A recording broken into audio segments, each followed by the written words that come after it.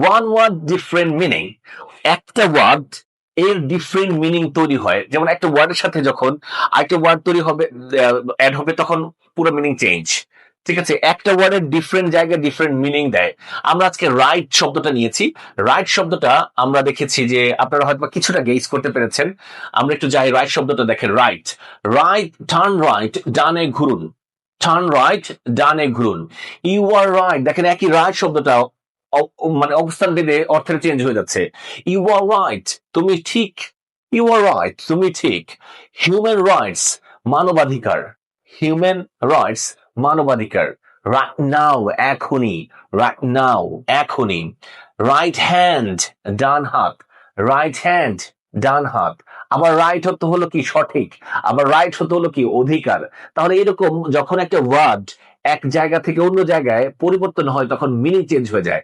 এই জিনিসটা দিয়ে আমি যে জিনিসটা ইউজুয়ালি বোঝাতে চেয়েছি বা বোঝাতে চাচ্ছি, আপনাকে যদি জিজ্ঞাসা করা হয় রাইট অর্থ কি, আপনি এক কথায় বলে দিবেন যে সঠিক। এখন এই রাইট অর্থ কিন্তু ডান, এই রাইট অর্থ কিন্তু অধিকার, এই রাইট অর্থ কিন্তু এখনই, এই যে রাইট নাও, এখনই। ঠিক আছে, যে এই শব্দটা যুক্ত হয়েছে রাইট দিয়ে, তার মানে কনটেক্সট ছাড়া কোনো ওয়ার্ডের মিনিং বলাটা উচিত না।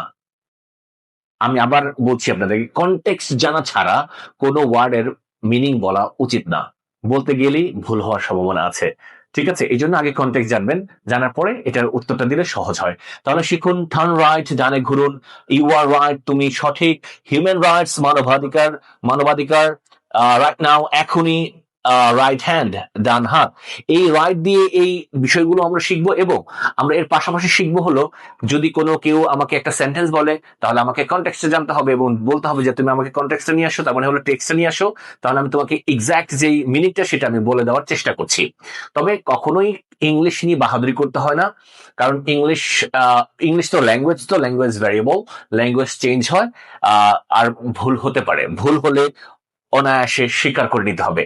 এবং যদি আপনার কোনো একটা ওয়ার্ড বা কোনো একটা বিষয় জানা না থাকে, তাহলে জোর করে সেটার আনসার দিতে যাবেন না। আপনার জানা নাই থাকতে পারে, তাহলে আপনি বলবেন যে আমি জানি না, আমি পরে এটার আনসার দেব। তার মানে আমি শিখে এটার আনসার দেব। সমস্যা নেই, শিখে আনসার দেন। ঠিক আছে, কিন্তু অনেক টিচাররা এই কাজটা করে যে মানে জোর করে একটা মিনিং বলে দিয়ে পরবর্তীতে আফসোস করে, কিন্তু ওই স্টুডেন্ট পরবর্তীতে রাইট যে প্রোনাউন্সিয়েশন বলেন, রাইট মিনিং যেটা বলেন, সেটা তো সে পেয়ে যাবে। তখন থেকে আপনাকে ভুল বোঝা শুরু করবে এবং সে অনেককে গিয়ে বলবে।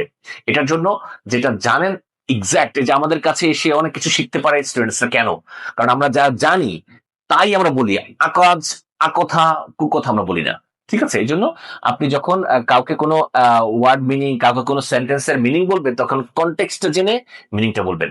ঠিক আছে, সো আশা করছি যে আপনার ওয়ান ওয়ার্ড ডিফারেন্ট মিনিং শেখা হয়ে গেছে এবং আপনি এটা লাইফে ইউজ করবেন। আর হলো আপনি এটা অন্যদের সাথে শেয়ার করবেন। সাথে থাকবেন ইংলিশ গ্যালাক্সির আরো নতুন কিছু পাওয়ার জন্য, নতুন কিছু শেখার জন্য। আল্লাহ হাফেজ, আসসালামু আলাইকুম।